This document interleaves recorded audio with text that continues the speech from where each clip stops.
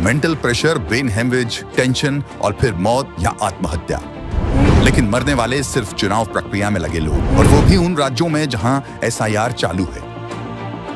SIR की वजह से एक के बाद एक 8 बीएलओ ने अपनी जान दे दी है, और वजह एसआईआर को ही बताया है।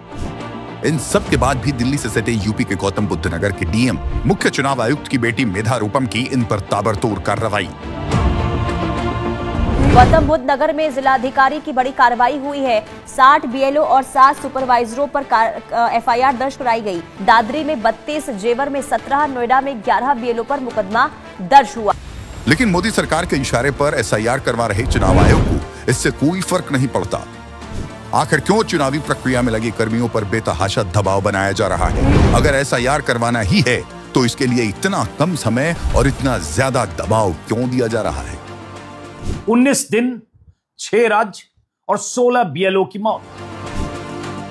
हम सब ने बिहार में हुए एसआईआर के परिणाम देखे थे। यहाँ जिंदा इंसानों के नाम वोटर लिस्ट से गायब थे। गया है, कट गया नाम। कैसे कट गया? अब हमको क्या पता सर। आपका भी वोट कटा है? हाँ, हमरो कट गया। सबका कट गया। मृतकों के फॉर्म जमा दिखाए गए। हमारे पिताजी का देहांत 26 जनवरी 2025 को हुआ है और हमारी माताजी को 6 साल पहले पूर्व उनके देहांत हो गया है। दोनों का मतलब प्रपत्र जमा हो गया है। कहीं वोट बना लेकिन डालने नहीं दिया। दिखाइए तो स्याही लगा हुआ है। नहीं, स्याही लगा है। गिरा वही नहीं दिया है तो वोट गिराने नहीं दिया, बोला आपका वोट गिर गया। वहीं बीजेपी वालों और उनके चहेतों ने बिहार सहित 2 राज्यों में मतदान किया, जबकि चुनाव आयुक्त तो कहते थे कि किसी व्यक्ति के अगर 2 जगह वोट भी हो तो भी वो एक ही जगह वोट करने जाता है।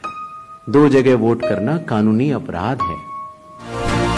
आलम यह है कि कुत्तों से लेकर ट्रैक्टर तक का प्रमाण पत्र बना दिया गया। बिहार में भी चुनाव कर्मी कहते रहे कि इतने कम समय में एसआईआर संभव नहीं है। आपको लगता है कि ये 25 दिनों में ये पूरा काम हो जाएगा? नहीं सर, बहुत मुश्किल है।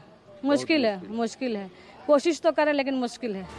लेकिन चुनाव आयोग ने उनकी एक न सुनी। अब फिर से 12 राज्यों में एसआईआर करवाया जा रहा है और केवल 1 महीने में इसे पूरा करने के लिए बीएलओ और दूसरे चुनाव कर्मियों पर दबाव बनाया जा रहा है। नतीजा, बेतहाशा सरकारी दबाव के चलते ये लोग अपनी जान गंवा रहे हैं और बीजेपी की कठपुतली बने चुनाव आयुक्त ज्ञानेश कुमार केवल इन मौतों का तमाशा देख रहे हैं।